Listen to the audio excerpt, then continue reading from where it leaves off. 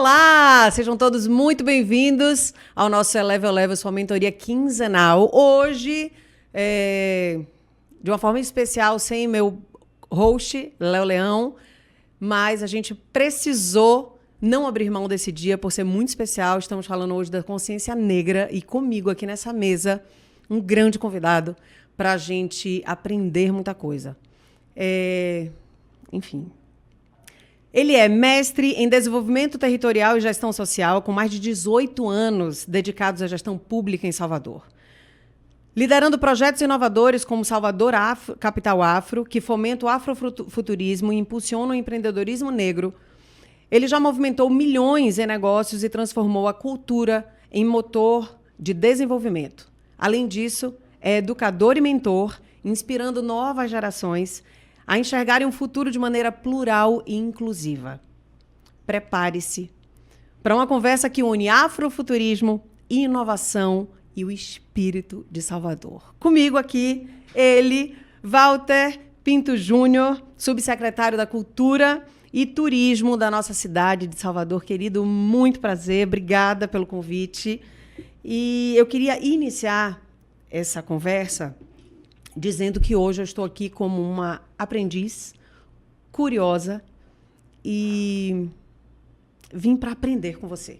Hoje eu estou aqui para entender tudo isso, porque realmente não tenho lugar de fala.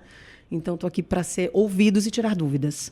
Ótimo. Boa noite. Muito boa noite. Para nós é uma grande honra estar aqui nesse dia especial, que é o Dia da Consciência Negra, e falar da nossa trajetória, da nossa jornada, que não é uma jornada simples,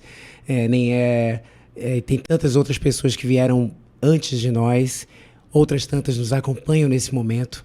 Então, é muito significativo a gente estar aqui hoje, podendo dialogar. E eu diria para você também, Lu, que todos nós aprendemos diariamente. Então, estar nesse lugar também da humildade, né, do conhecimento, com o afã, com o desejo, de fato, né, de construir novas narrativas, perspectivas, jornadas, fortalecer movimentos, né? Eu acho que é super necessário. A nossa sociedade, ela tem uma premissa que é de fazer junto. Se não fosse assim, a gente não existiria enquanto seres humanos, vivendo em comunidade, vivendo em sociedade. Então, a gente precisa efetivamente um do outro.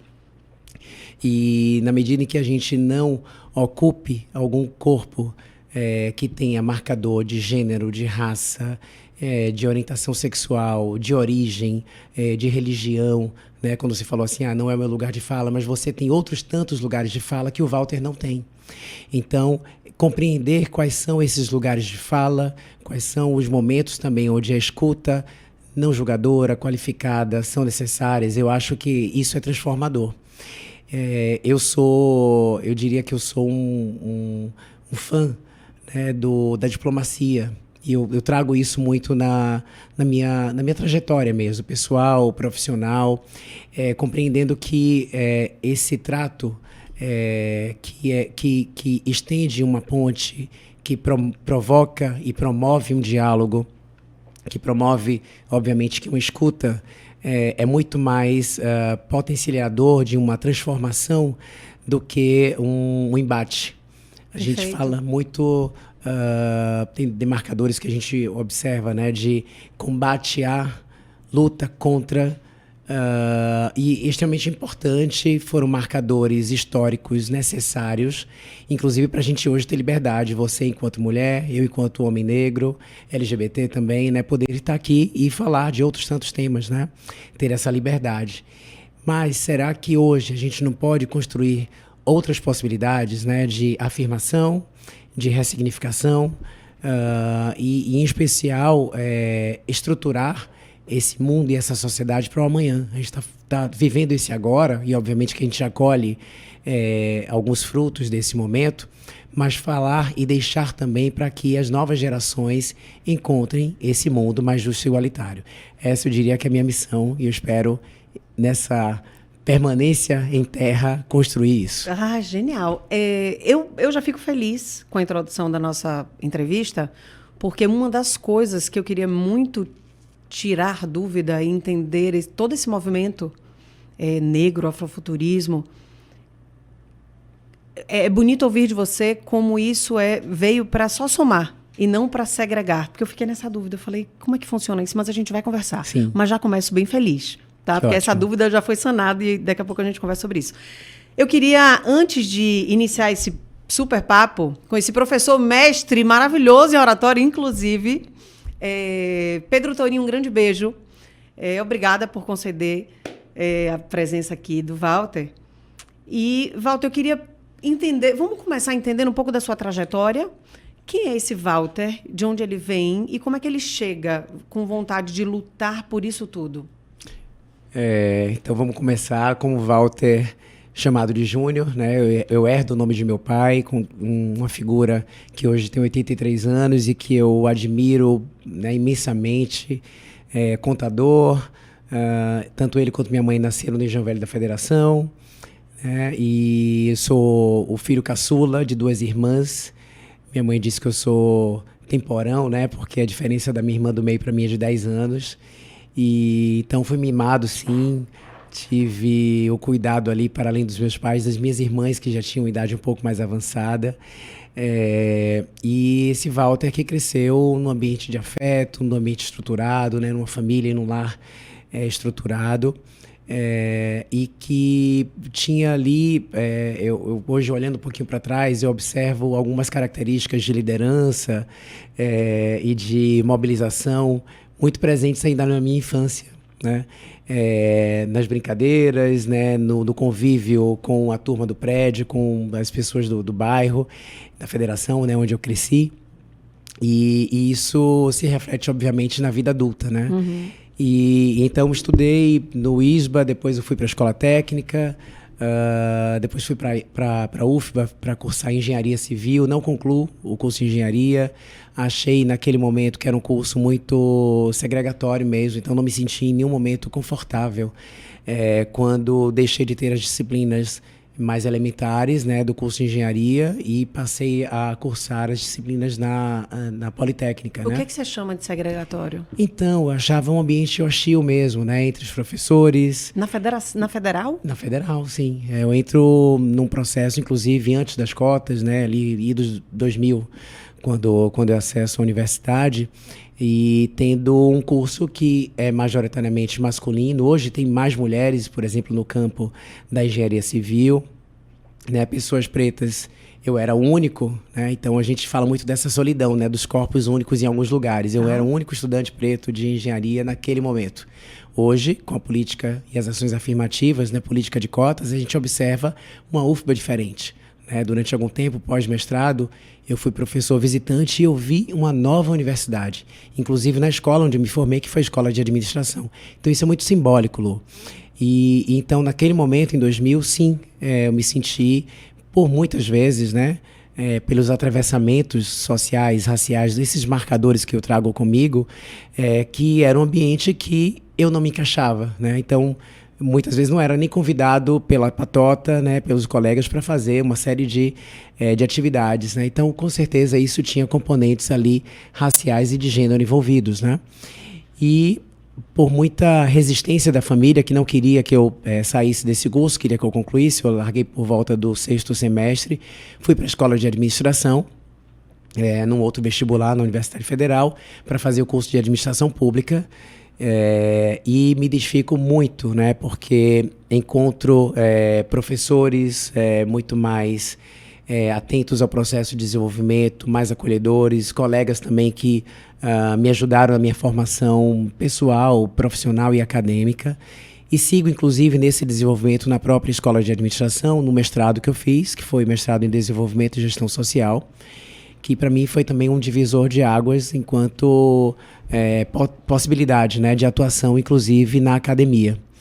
E aí, nesse meio tempo também, faço concurso na prefeitura.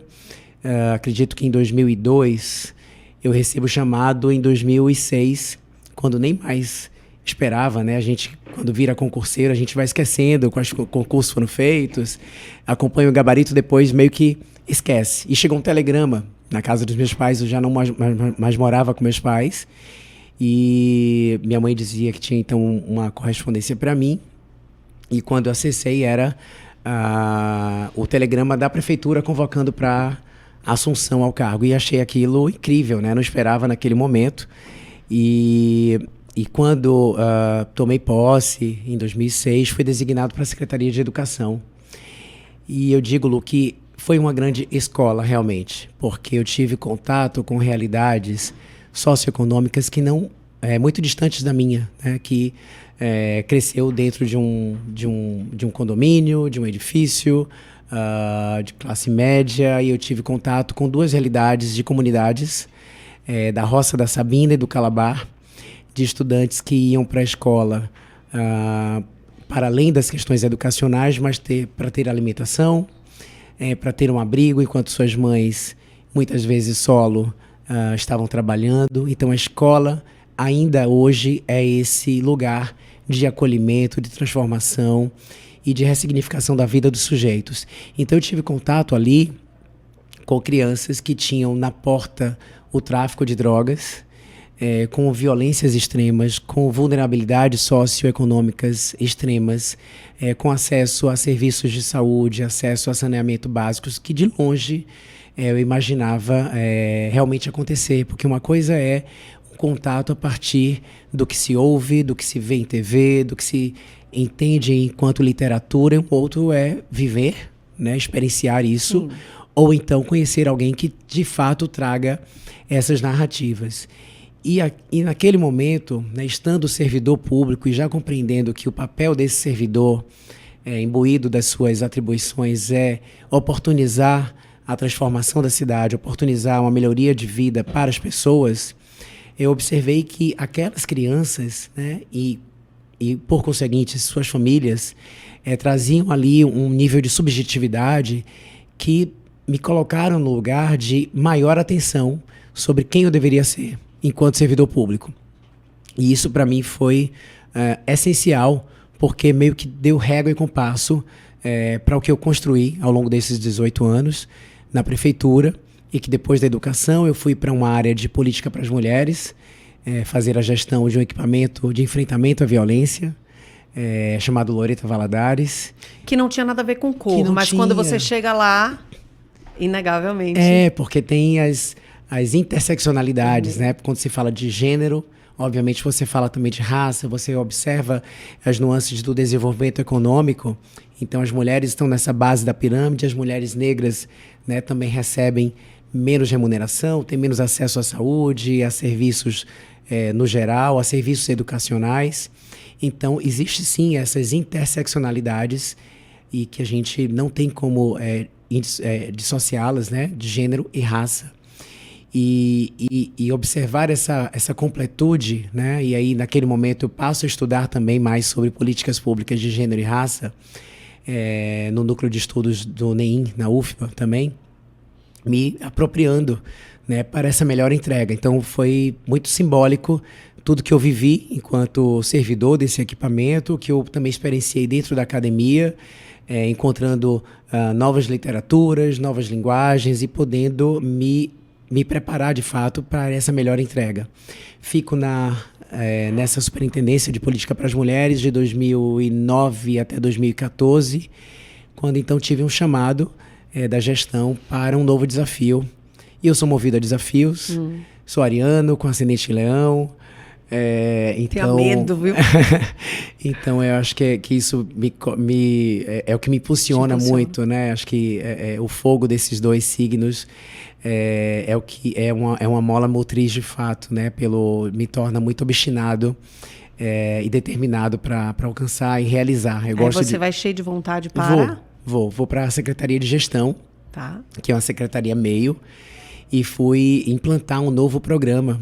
Era o segundo ano da gestão do prefeito Assemineto, e ele estava incomodado com o formato da seleção do estágio, né? Que na verdade não existia seleção. Tá. Existia um processo que era de indicação mesmo, né? Então parecia que a roda girava em torno dos mesmos, né? E muitas vezes sem alcançar pessoas que efetivamente precisavam tanto mereciam. Ou mereciam, sim, né? Para um processo de desenvolvimento profissional e social e econômico também, porque o estágio é remunerado e com uma bolsa bem interessante, né, para os jovens. E então ter sido desafiado a implementar esse programa, né, conceber esse programa, que é chamado Vista Essa Camisa, e aí deixo aqui um abraço para toda a equipe que colaborou com isso, Josias, à época que foi meu diretor, Mariana, Ludmila, né, toda uma equipe que eu encontrei, uma equipe também que eu deixei com muito carinho, que hoje alguns deles ainda continuam na Secretaria de Gestão. A gente construiu esse programa trazendo algumas bases de seleção, né, para ensino médio e a seleção também para o ensino superior, criando um repertório também com todas as secretarias da prefeitura que demandavam vagas de estágio. Então teve uma quebra ali de paradigma, né, de pessoas que estavam acostumadas a um modus operandi de seleção e que a partir da implementação desse programa passaram a entender essa nova lógica, respeitar também essa nova lógica, e foi super importante. Foi um trabalho... preciso parar para entender Sim. o seguinte. Você entra e fala, vamos organizar isso aqui, o prefeito está insatisfeito, eu também estou, compra a ideia dele. Sim. Não mais quem era beneficiado, essas pessoas saem, vai ter o joguinho da cadeira, vamos colocar aqui quem precisa e quem merece. E quais foram as novas regras? Então, a troca Curiosidade não foi... total. Não, massa. Realmente foi uma mudança assim nesse baba, e aí a mudança não foi progressiva, obviamente. Quem já tinha contrato não foi desligado, mas à medida em que uma vaga desse estágio, que de no mínimo 6 meses, no máximo 2 anos, né, não havia renovação, a gente tinha ali um quantitativo de vagas para ofertar para um processo seletivo, que teve prova. Né, uma prova que, inclusive, no primeiro ano foi feita na raça, né, criando provas com gabaritos diferentes, não tinha empresa selecionadora, por exemplo, né, então foi tudo feito com muita dedicação dessa equipe que eu aqui falei, que se dedicou, que buscou apoio com a Secretaria de Educação, que buscou espaços onde esses estudantes fariam as provas, cuidando de toda a logística, né, com envelopes lacrados, né, com fiscais de sala. Foi quase um mini vestibular, um mini concurso, sem estrutura devida, né, mas com vontade de fazer. E desse primeiro ano, e como é feito hoje, né, com a estrutura, com a equipe selecionadora, a gente observa que a decisão tomada lá atrás, em 2014, foi muito assertiva. Então, a gente fala de 10 anos desse programa, onde essa seleção, a partir do mérito, né, do conhecimento técnico, atrelado, obviamente, ao nível, né, se for ensino médio ou ensino superior, possibilita, né, que esses jovens, de fato, que tenham vontade, que tenham desejo de estagiar na prefeitura, consigam a partir de um processo seletivo. Independente de cor e raça. Sim, independente de cor e raça. Ok. Vamos lá. Hoje é um dia difícil para mim. Vou tentar organizar toda a minha cabeça, tá? Eu estou entrevistando um homem que teve privilégios. Eu estou entrevistando um homem que veio da federação. Eu estou entrevistando um homem que veio de estudos, inclusive de 2 faculdades. Ele é tão inteligente que ele não quis, desistiu, entrou em outra, concluiu. Ele é um homem inteligente que ele fez concurso, ele passa, ele está 18 anos contribuindo com a vida do outro, porque ele teve uma vida de oportunidades e ele teve estudo. A minha dúvida, o que é que minha cabeça fica assim, com várias interrogações vermelhas piscando... Eu sempre fico me perguntando como é que a gente faz esse Brasil melhor, como é que a gente faz esse mundo melhor, como é que a gente para com essas diferenças. E eu sou casada com um homem preto. E essa conversa a gente tem muito lá em casa, de diversas formas, várias pautas. E uma das pautas que a gente conversa muito ele também foi um homem de muitas oportunidades. E o quanto a oportunidade e o estudo muda a vida de quem quer que seja, independente da sua cor. E como a gente está falando de consciência negra, e você hoje também trabalha e abraça essa causa, eu queria ouvir de você como um grande professor, porque eu estou aqui 100% como aprendiz mesmo. O que hoje temos nas políticas públicas para abraçar a comunidade negra, que tem uma história de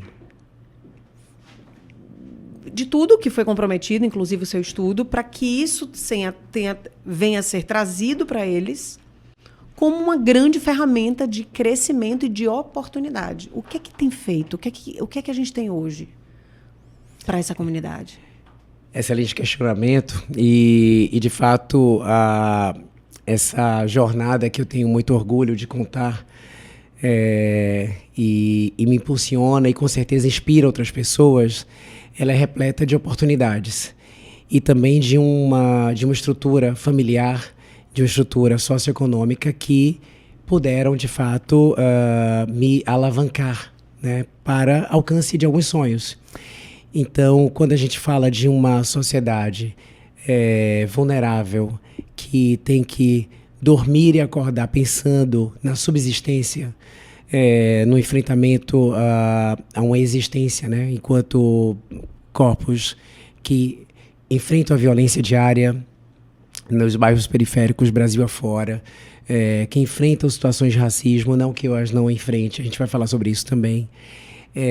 Mas existe sim essa assimetria quando a gente observa pessoas que têm algum tipo de condição socioeconômico-cultural diferenciada, obviamente de boa parte da população que está na linha da pobreza ou abaixo da linha da pobreza.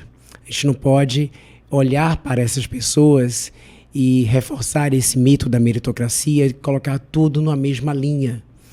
E essas oportunidades fizeram com que Walter, que também quis abraçar essas oportunidades, então tem um querer que é do sujeito, é individual, a gente conhece... É do sujeito e é da sua família, é de uma criação privilegiada. Sim. Né? E quando eu falo do sujeito, porque tem pessoas que têm oportunidades e não as abraçam, né? Então, e você pode estar falando de herdeiros que, de repente, né, não observam essas oportunidades e essa vantagem, né, ou esse privilégio como sendo uma alavanca e desprezam tudo isso, né, e outras pessoas que abraçam efetivamente aquilo que elas têm. E eu abracei tudo que me foi dado, né, no seio familiar, na educação que eu tive, nas oportunidades, né, e isso me fez uma pessoa diferenciada, óbvio, né, me colocou em condições, né, de disputar um vestibular e conseguir passar, de disputar um concurso público e também conseguir uma colocação. E quando você pergunta o que é que tem sido feito, e observando essas assimetrias, essas desigualdades pelas quais a gente tem que lutar diariamente para, eu diria, para a erradicação dessas desigualdades, a gente não pode esquecer o que quem nos antecedeu já fez. Então, o Movimento Negro, por exemplo, no Brasil, que estruturou bases sólidas, né, de enfrentamento a esse racismo estrutural, que observa que os negros no Brasil ex-escravizados, não tiveram as mesmas condições que um Brasil pós-processo escravocrata possibilitou a outros processos imigratórios a convite e com doação de terras, com estrutura financeira, com estrutura política para o desenvolvimento. Eu estou falando de populações europeias que se alicerçaram no Brasil, de populações asiáticas também que se alicerçaram no Brasil, e o mesmo não aconteceu para essa população remanescente, né, aquelas que não voltaram para a diáspora africana, não voltaram para o continente africano, e que aqui ficaram e que não tiveram nenhum tipo de oportunidade, porque o Brasil pós-escravidão, pós-1888, a gente não está falando de um Brasil que mudou sua concepção e observou essa pessoa negra com outro olhar, garantindo para ela direitos. Não, essa mesma população, ela não tinha direito que outra população não negra tinha. A exemplo, acesso à educação, acesso à moradia, acesso à saúde. Então a gente está falando, Lu, de uma construção social, política, histórica, de uma reparação necessária de 4 séculos, né? De um processo de escravização que foi muito cruel, né? de tirar pessoas à força, né? Das suas famílias, né? da sua terra, né? da sua cultura, né? do seu potencial, inclusive, de desenvolvimento econômico, porque sim, existia desenvolvimento econômico, e existe na África, a gente não pode invisibilizar isso. São modelos de desenvolvimento, e modelos de economia, e modelos, enfim, estruturantes de sociedade diferentes, mas existem, né? Então, observar essas lacunas e o que o Estado brasileiro precisou fazer e ainda continua fazendo é o que a gente chama de conjunto de ações afirmativas, né? E que a gente olha para trás, entende de todas as demandas que se apresentam para essa população nesse momento e que precisam ser reparadas, e um olhar para o futuro, daquilo para que as próximas gerações de fato encontrem, né, uma sociedade mais justa e igualitária e não enfrentem talvez algumas soluções, algumas situações que o Walter enfrenta, que talvez meu pai tenha enfrentado, que meu avô com certeza enfrentou, tá? A gente pode dizer que essas são as lutas da consciência negra mesmo? Lélia Gonzalez, ela faz uma analogia da consciência negra, a psique, né? E traz que essa consciência é uma afirmação de lugar, né? Uma afirmação muito voltada à ancestralidade, a se reconhecer enquanto corpo negro, enquanto sua presença no mundo, como é que isso impacta e como é que o mundo também é impactado, né, a partir dessa presença e dessa corporeidade. Então, dizer que tudo que a gente vive hoje, né, de avanço enquanto políticas públicas, né, que tem marcadores legais bem importantes, significativos, a gente vai falar um pouco sobre isso, é sim fruto desse movimento negro, que permite hoje que a gente tenha mais liberdade, mais acesso, mas ainda assim a gente não conseguiu chegar a essa sociedade com equidade de direitos. A gente está falando de igualdade. O que falta, Walter? Falta muito. O mundo ideal para a gente ter equidade, para a gente ter preto no branco, tudo certinho, cada um com seus direitos. De uma igualdade constitucional e que não gera tanta diferença no desenvolvimento dessa pessoa negra em detrimento de uma pessoa não negra. Perfeito, então existe ainda... Perfeito. Mas me desbugue. O que falta? Na minha cabeça, eu acho que falta uma coisa, que é o que a gente estava conversando aqui, mas eu queria aprender com você. O que falta para esse mundo ideal de equidade entre raças? E o que falta? Se a gente algumas coisas. Tá. Dentre elas, essa oportunidade. Perfeito. Eu não posso estar falando de oportunidade para sujeitos únicos, né? Não existe oportunidade sem educação. Sim, educação é necessária. Então, educação, acesso a tudo que a Constituição diz que é básico. Tá. Educação, saúde, assistência, benefícios sociais, a moradia, a liberdade de expressão. E aí a população negra não tem acesso a todo esse conjunto trazido pela Constituição. Então, na verdade, o que é defendido, né, e particularmente ancorado na legislação, a gente não encontra enquanto pertencimento. Esses sujeitos ainda têm uma educação diferenciada, porque a gente está falando de um processo educacional que é desigual, Porque ele está na escola pública? Não somente por isso, porque eu posso falar também que tem pessoas não negras na escola pública. Perfeito. Né? Mas qual é hoje a luta ou a premissa para que a gente tenha uma educação de qualidade? A gente tem que ter um conteúdo, né, e um currículo adequado, a gente tem que ter professores qualificados, a gente tem que ter uma estrutura educacional também condizente, a gente tem que ter condição para que esse professor tenha segurança para o seu processo educacional e esse estudante idem. E a gente está falando de escolas públicas, muitas vezes que estão na periferia, num contexto de vulnerabilidade, num contexto de insegurança social, num contexto de insegurança pública, e faz com que essa escola, desculpa, essa escola não tenha as mesmas condições de uma outra escola não pública, né, uma escola particular. Então, falar da questão das oportunidades é conceber e entender que a gente precisa criar essas bases para que a população, no geral, tenha as mesmas condições. Eu não posso falar de oportunidades isoladas. O meu discurso acaba sendo um discurso muito isolado, muito único, né? Os espaços onde eu frequento, os espaços onde eu ocupo, o assento que hoje eu tenho, ainda é um assento... eu diria que, além de privilegiado, solitário por vezes, né? E E aí esse discurso não gera uma reverberação, porque a gente não conseguiu ainda, mas a gente vai conseguir um dia, que mudar de fato a sociedade e a estrutura que hoje é calcada, além do capitalismo, no racismo estrutural.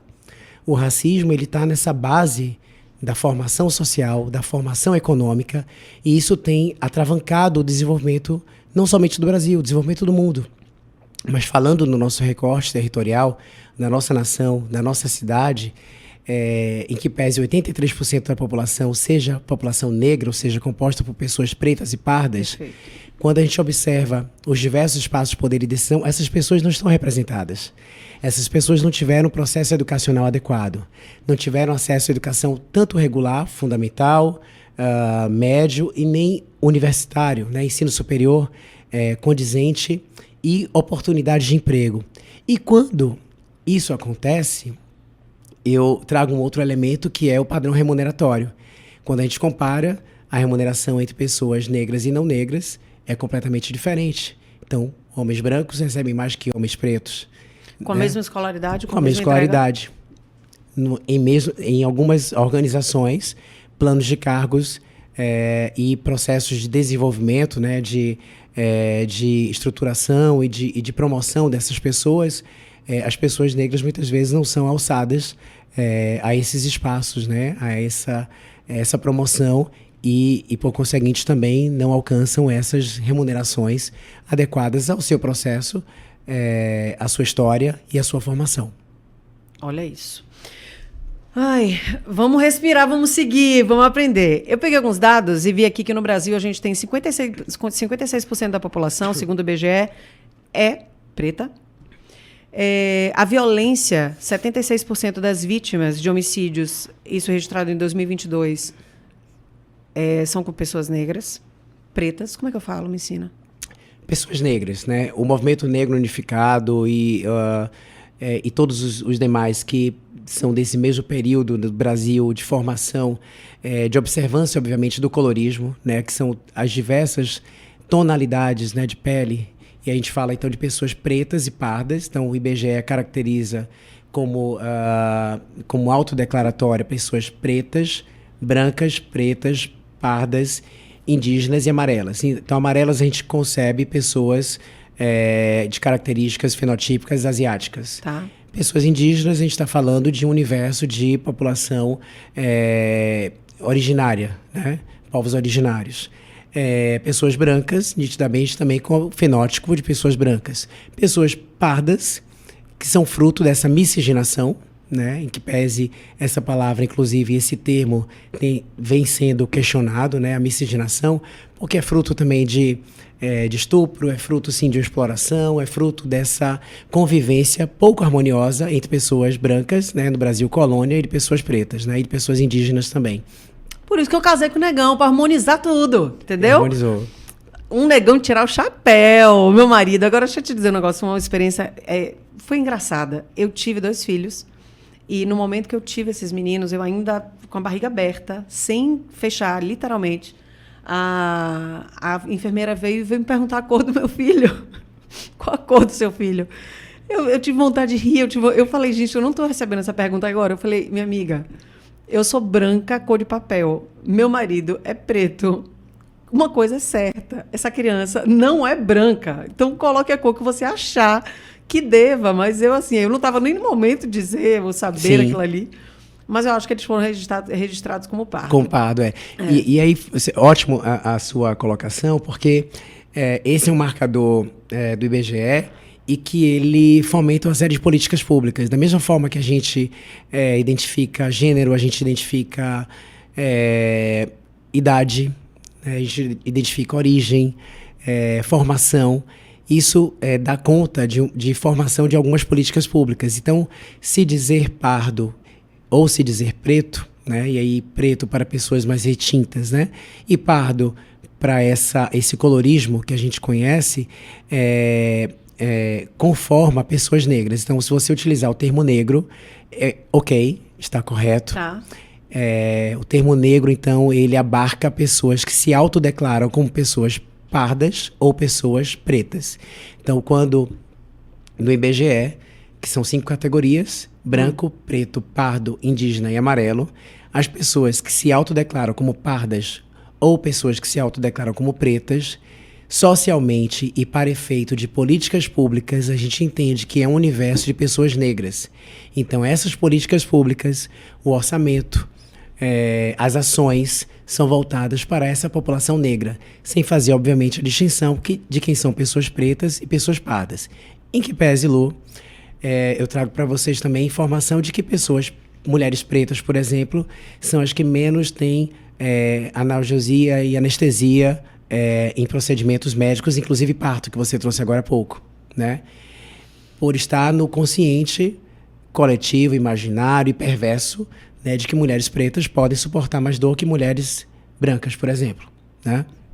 Então, dentro desse colorismo, eu não vou dizer que pessoas pardas têm mais privilégio ou têm mais vantagens em detrimento de pessoas pretas. Não é esse o discurso que eu quero trazer. Mas eu quero trazer elementos de que o racismo estrutural é tão perverso que a tonalidade de pele e a passabilidade desse sujeito, a formação desse sujeito. Eu, por exemplo, tenho atravessamentos que talvez uma pessoa que não tenha a mesma formação acadêmica que eu tenho não enfrente, né? Então, existem sim assimetrias, existem sim, eu diria que observações e atravessamentos desiguais dentro da sociedade entre pessoas pretas e pardas, né? Mas todas sim conformam essa população negra, que em Salvador é de 83% da população. 83%, perfeito. Aí vim para Salvador, capital mais negra, fora Sim. da África, uau! E 83% da população preta ou parda.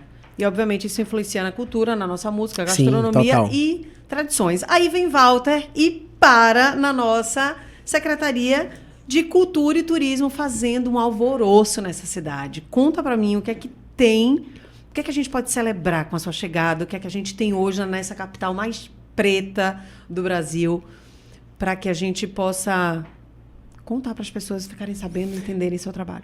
Eu tenho falado muito da necessidade do poder público acessar efetivamente os meios de comunicação e apresentar tudo que vem sendo feito, porque a gente trabalha muito, tem entregas tão simbólicas que vem transformando a vida de pessoas, e a Prefeitura de Salvador entendeu sim a necessidade de observar essa população com o devido cuidado, a devida atenção, porque se é a maior parte dessa população, o orçamento público tem que também figurar para essa população. Projetos, programas e ações também têm que atender essa população. Então, isso está no nosso lema, isso está no planejamento estratégico. O prefeito Bruno Reis foi muito assertivo quando trouxe isso para o planejamento estratégico, para que mais de 80% das ações, programas, projetos e orçamento públicos estejam dedicados a essa população. Dessa forma, assim, aí voltando um pouco à sua provocação, dessa forma, assim, que a gente começa a construir algumas estratégias e narrativas de enfrentamento a essas desigualdades raciais, criando um momento e um cenário, né, em uma sociedade que caminha para um processo de equidade. Salvador também é a primeira capital que tem um estatuto, que é o Estatuto da Igualdade Racial e de Combate à Intolerância Religiosa. É um marcador. É a única cidade? É a única cidade, é a única capital, né? Depois dela, a gente passou a ser utilizado como benchmark, e espero que outras tantas cidades tenham, né? Que outras tantas capitais, né? Mas a gente precisava, sim, né? É uma premissa. Estatuto, Walter, Estatuto da Igualdade Racial e de Combate à Intolerância Religiosa. Okay. Que a gente está falando de uma cidade que fala de diversas religiões, inclusive respira, né? Exatamente. Então, esse marcador, que é um marco legal, né, aprovado na Câmara Municipal de Salvador, estabelece um conjunto de diretrizes nas áreas de saúde, né, para que a gente não tenha situações como essa que eu relatei agora há pouco, nos serviços de saúde, na educação, para que a gente tenha educação de qualidade, né, também para pessoas negras, sem realizar discriminação em razão da raça, cor, acesso à habitação, ao saneamento básico, ou seja, todos os direitos garantidos em Constituição, a gente traz uma leitura disso, um reforço, compreendendo que sim, que existe esse racismo estrutural, que a gente precisa combatê-lo, que a gente precisa se aliar, inclusive as pessoas brancas, né, as pessoas não negras, porque essa é uma luta de todos nós. Não dá para a gente transformar essa realidade sem contar com todas as pessoas. Aquelas que, obviamente, têm algum tipo de privilégio vão ter que abrir mão de alguns espaços, de algum privilégio, para que a gente tenha essa sociedade mais justa e igualitária. Então, além do Estatuto, a gente tem uma Secretaria da Reparação, que traz um conjunto de ações afirmativas, como cotas nos concursos públicos, cotas nos processos seletivos de curta duração, que a gente chama de REDA, cota também para os processos culturais, quando a gente tem os editais de fomento, né, descentralizando o recurso público para diversos fazedores de cultura, como a gente carinhosamente chama, né, que são produtores, atores, artistas, enfim, toda a cadeia produtiva da economia criativa e da cultura, podendo acessar recursos públicos através de edital. Hoje, 50% está garantido na política de cotas, que é uma ação afirmativa, né? Isso não existia? Não existia, né? A política de cotas completa um primeiro ciclo no Brasil, né, e a gente amplia a necessidade observando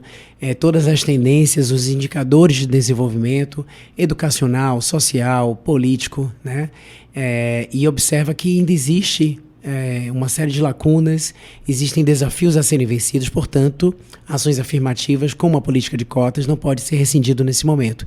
E o município, que nesse momento, ali nos idos de 2014 também, só conhecia experiências no processo das universidades, e a primeira universidade foi a UNEB, que como reitora era a professora Ivete Alves do Sacramento, hoje secretária da Reparação, né? Há 12 anos, na verdade, secretária da Reparação, traz para o município a necessidade também de trazer isso para os concursos públicos. Então foi uma mudança, né, muito acertada, porque a gente começa a observar que essa prefeitura também muda de cor, né? Ela se torna mais diversa. E as pesquisas já apontam que ambientes diversos são mais produtivos, trazem inovação, trazem mais rentabilidade. No caso do serviço público, traz mais qualidade de oferta à população, porque ambientes diversos contam com a pluralidade desses corpos, que têm suas origens, que têm suas crenças, seus valores, suas culturas diferentes, e, portanto, colaboram olhar, né, de maneira mais plural. Né? Então, Estatuto, ações afirmativas, um olhar para os povos de terreiro. A gente tinha uma desigualdade, inclusive, de tratamento, né, dos terreiros de candomblé, das casas de umbanda, quando se comparava, por exemplo, a igrejas e estabelecimentos religiosos de outras religiões que tinham, a exemplo, isonomias tributárias de ISS, TLV, IPTU, enfim, alguns tributos. Eu posso aqui ter me equivocado em alguns deles, mas esse olhar buscando essa equidade. Se outras religiões e outros templos religiosos tinham essa garantia, por que não templos religiosos das religiões de matriz africana também não serem beneficiados por esse direito? E isso não acontecia. Então, existe sim essa reparação também histórica. A gente traz uma observância para a população quilombola. Salvador, através de suas ilhas e comunidades remanescentes no subúrbio ferroviário, tem sim população quilombola. E esse território quilombola ele precisa ser reconhecido e esses estudantes também alcançarem eu diria que alguns benefícios mesmo de alguns serviços diferenciados, em especial os educacionais. Então, na medida em que eles têm acesso à reserva de vagas, né, na UFB, na UNEB, a gente percebeu a necessidade de criar uma casa do estudante quilombola. Porque pense, né, estudantes da Ilha de Maré que precisavam atravessar diariamente para o continente, né, num transporte que muitas vezes estava prejudicado. E aí vão pensar, né, intempéries, a necessidade mesmo de tempo para o estudo, né? Se aqui dentro da cidade a gente encontra engarrafamento para se deslocar de casa para o trabalho, imagine esse estudante pós-aula ter que retornar para a Ilha de Maré, né? E no dia seguinte sair tão cedo. Então, a Casa do Estudante Quilombola também traz esse conforto, né? Um espaço onde ele pode se garantir mais tempo de estudo e, obviamente, alcançar melhor produtividade, inclusive dentro da academia, né? Essas são ações muito importantes que o município trouxe e, no aspecto da Secretaria de Cultura e Turismo, através de uma operação de crédito com o Banco Interamericano de Desenvolvimento, que é o BID, a gente estruturou um programa que tem um planejamento estratégico, que é o Plano Afro, e a partir dele decorremos algumas ações estratégicas. Uma que é o Afroestima, que é um programa de qualificação de empreendedorismo, o Afrobiz, que é uma plataforma que conecta empreendedores à sociedade, né, ao mercado consumidor de bens e serviços, né, de produtos e serviços, ao Afroturismo, que a gente vai falar logo mais a partir desse guia, né, tudo envelopando isso enquanto estratégia de desenvolvimento da nossa cidade. Então, se Salvador é majoritariamente negra, e a gente observa que essa população ela não se beneficia desse processo de desenvolvimento, a gente sabe que algo tem errado. Então, são pessoas que trabalham, que produzem geração de renda, mas elas não ficam com essa geração de renda. Então, quem é que fica, né? Quem se apropria desse desenvolvimento? É desenvolvimento para quem? Então, entendendo que Salvador é uma cidade que não tem indústria, mas que tem um potencial turístico muito vinculado à cultura, né? Então, gastronomia, equipamentos culturais, a memória, né? O nosso centro histórico, ao turismo de sol e mar também.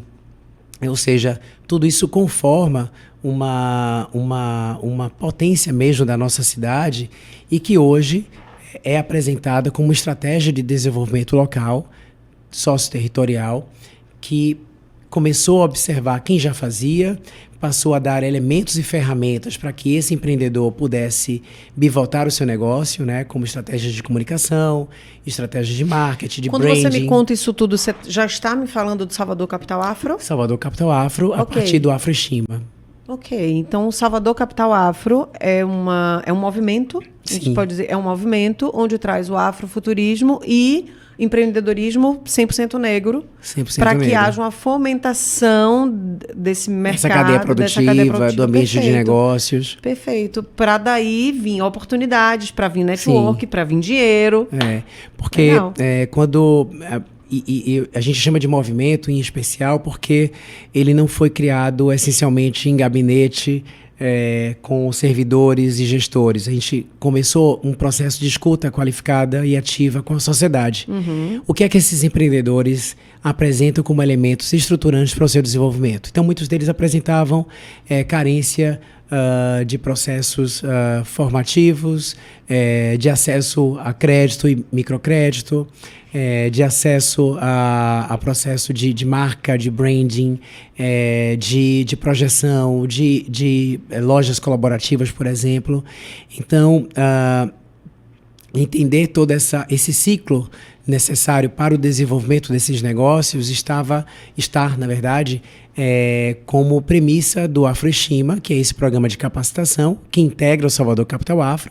Depois desse processo formativo, esse empreendedor ele tem uma janela de oportunidades a partir do Afrobiz, que trouxe potenciais investidores com capital anjo, trouxe possibilidades de rodadas de negócio para conectar quem produz produto e serviço a quem pode ter um potencial de tanto de consumo quanto de escala, né, desse negócio. Então, fazer esse match, né, coisa que talvez empreendedores negros não tinham, a gente colocou no centro da discussão e oportunizando e aí trazendo isso para o centro de convenções, para salões dentro de hotéis, ou seja, mesmos espaços onde talvez empreendimentos brancos também já tivessem ocupado. Então, é dar, né, condições iguais. Então, assim a gente está falando de equidade, né? Walter, e transformando o potencial. O que acontece com o branco que está morando numa situação de vulnerabilidade, que não tem oportunidade, que não tem educação, que tem uma casa vizinha do negro, Sim. e que queria também estar lá no empreendedorismo negro?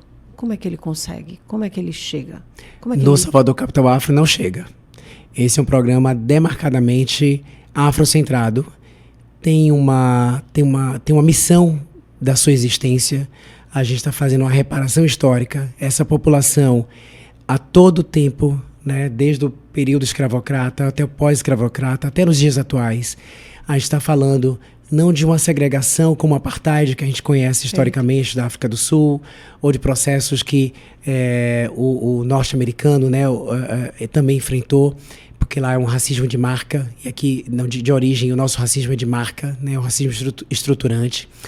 Então, a gente precisou dar resposta eficaz para essa população. Para um carro que já veio quebrado, né? É um conserto de um carro que... Sim. Ok. Então, eu também não posso invisibilizar ou entender que não existe no Brasil, na nossa cidade, uma questão que é socioeconômica de desenvolvimento, né? Então, oportunidades,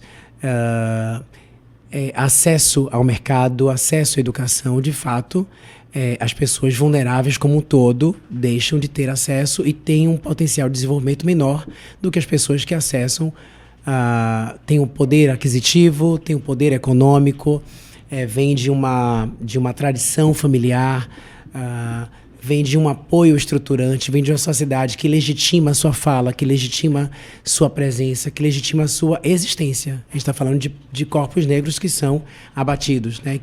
E uma mesma população branca não é, por exemplo, alvo, né, tanto da segurança pública e também da própria violência urbana. Tá. Né? Eu vou te contar uma coisa interessante, que eu vivi tem pouquíssimo Sim. tempo. Eu fui para um evento de empreendedoras, mulheres fortes, com resultado, mas um movimento negro. E eu fui de última hora, porque meu nome não tinha sido aprovado na lista. Eu já morei fora e eu já fui muito maltratada por negras. E em diversos momentos, e nesse evento, no final, as pessoas puderam falar um pouco de si, vender um pouco do seu negócio, falar do que estavam construindo.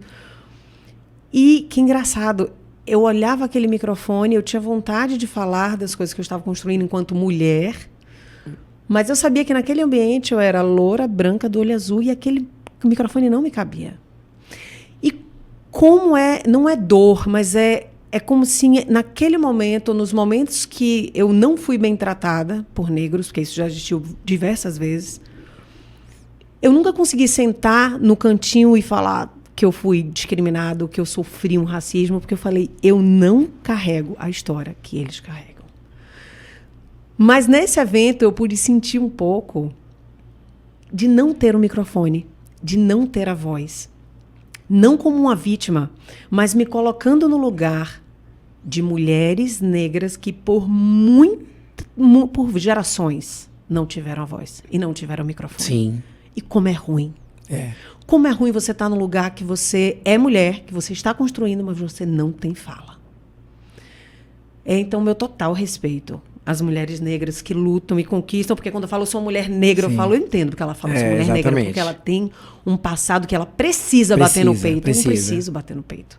Eu não carrego essa história. Então, é legítimo e foi rico eu ter vivido isso. Muito rico. Essa é uma oportunidade que muitas pessoas devem se mobilizar para que tenham, né?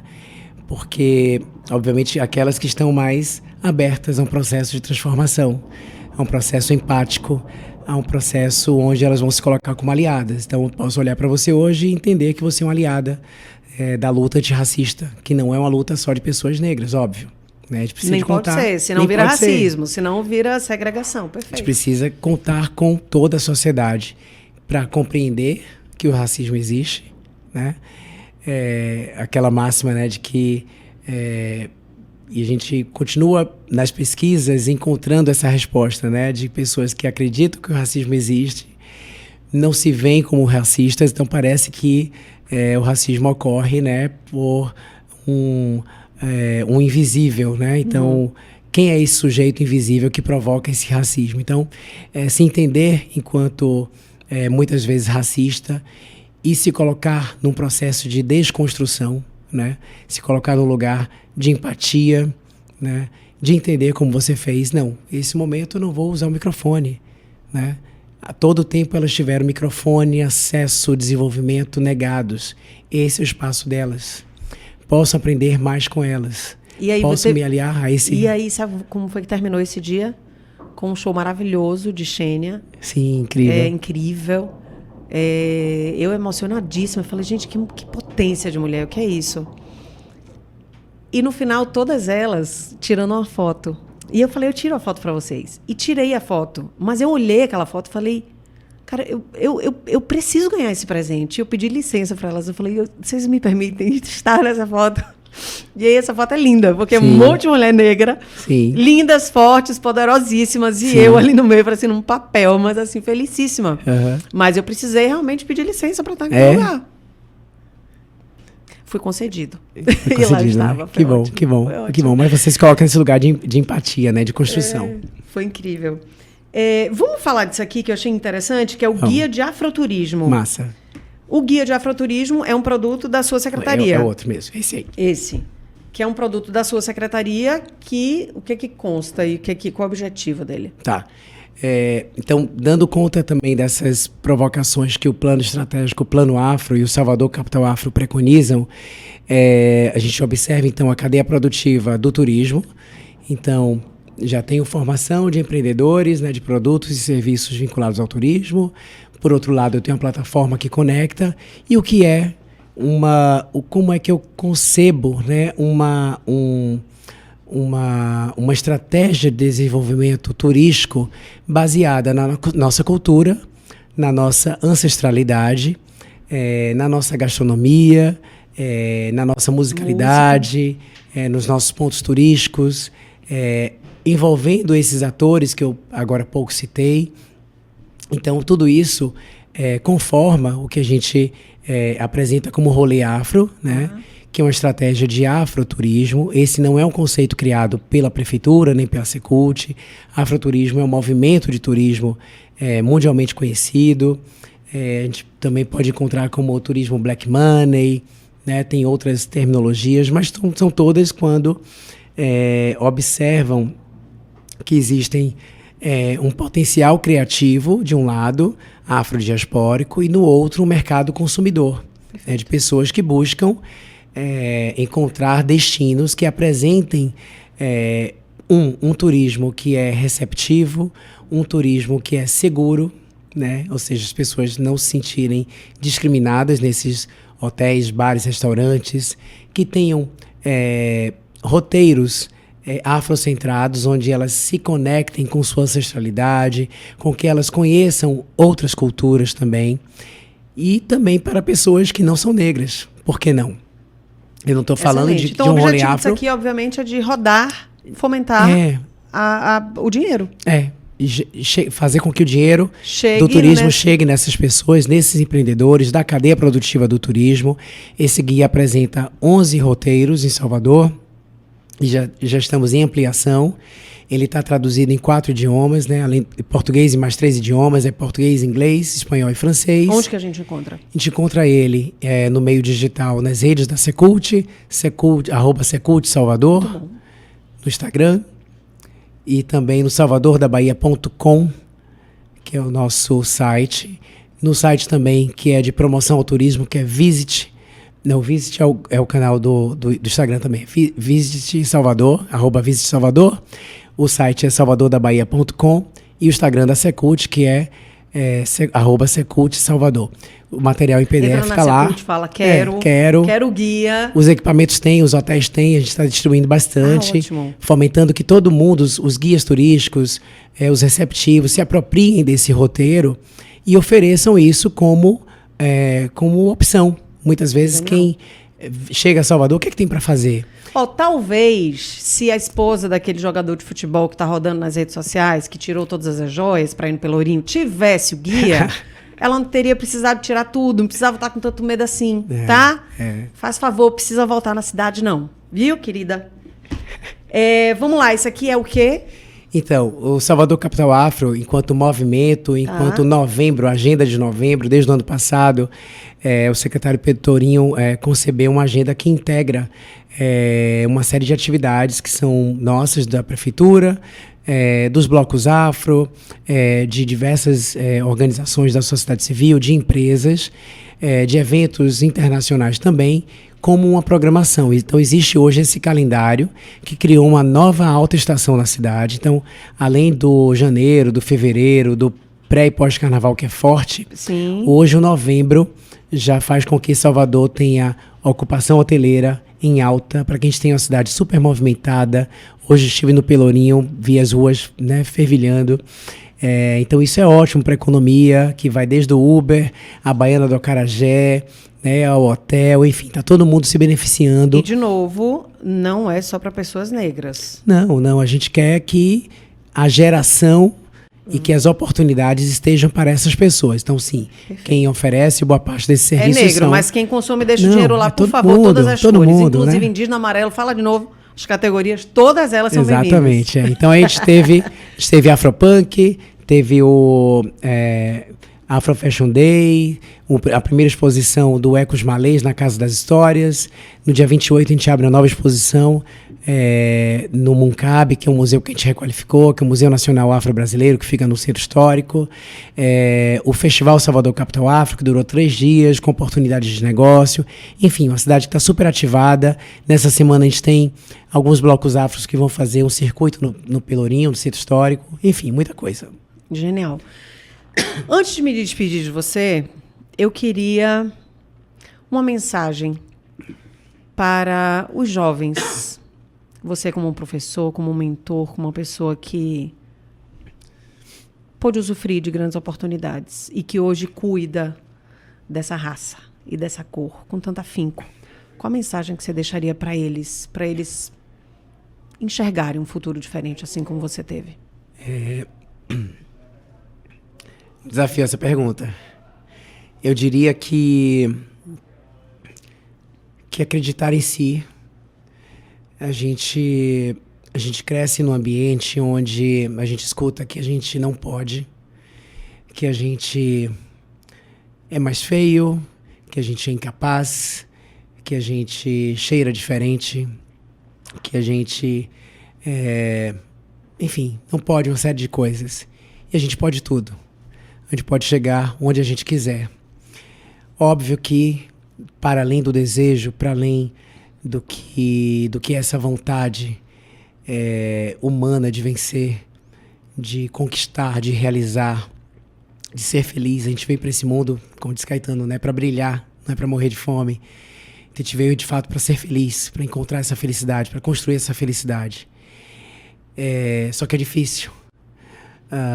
Então, a mensagem que eu trago para esse jovem é acreditar em si, se valorizar, buscar o conhecimento, buscar um processo de fortalecimento e de empoderamento, encontrar os meios adequados de desenvolvimento, de construção de um mundo melhor, de ouvir os mais velhos, Boa. mas também de entender que eles, enquanto jovens, trazem novas narrativas, novas perspectivas, e isso também deve ser considerado, não pode ser aniquilado. E eu diria também que está muito atrelado a um processo de escolha, nos processos decisórios, no processo eleitoral. Então, escolher projetos políticos que atendam a essa população, fazer um processo também de para que eles possam exigir, né, essa reparação e essa entrega do que é direito. Então, conhecer seu direito e exigir está na mesma medida, né? E serem pessoas que busquem essa felicidade e que queiram, de fato, transformar. Entendendo que elas vão colher parte do que vão estar transformando, mas também deixar para outras gerações que com certeza ainda virão. Genial. Você termina falando um negócio que me marca muito e que me toca. Quando eu falo e vejo vocês falando da história do negro, do passado. Sei que Salvador é uma cidade de muitas religiões, respeito todas elas, mas tenho a Bíblia como meu guia de vida, manual de vida mesmo. E lá tem uma passagem que me marca muito, que é o honrar pai e mãe. E isso vocês fazem com maestria. Quando vocês reconhecem quem passou, os ancestrais, o poder de tudo que eles deixaram na vida de vocês e a consciência de tudo que vocês fazem para ser teto para os que virão. Então, isso para mim é uma grande aprendizagem. Aprendo demais com tudo isso. Para mim, como eu te disse, estava aqui como uma curiosa, como uma ignorante no assunto. Quero te dar parabéns por essa luta. Quero dizer que estou com vocês, apesar de toda essa carcaça aqui que me cobre. E que eu acredito de fato que somos Sarará crioulo, né? A verdade é que você é Sarará crioulo, tem cabelo duro. De onde eu vim, com certeza também. Então, obrigada. Obrigado. Foi uma honra para mim. Para nós. Para você, Level, a gente se vê. E aqui é uma mesa de debate, de ensinamentos e grandes trocas. Obrigada.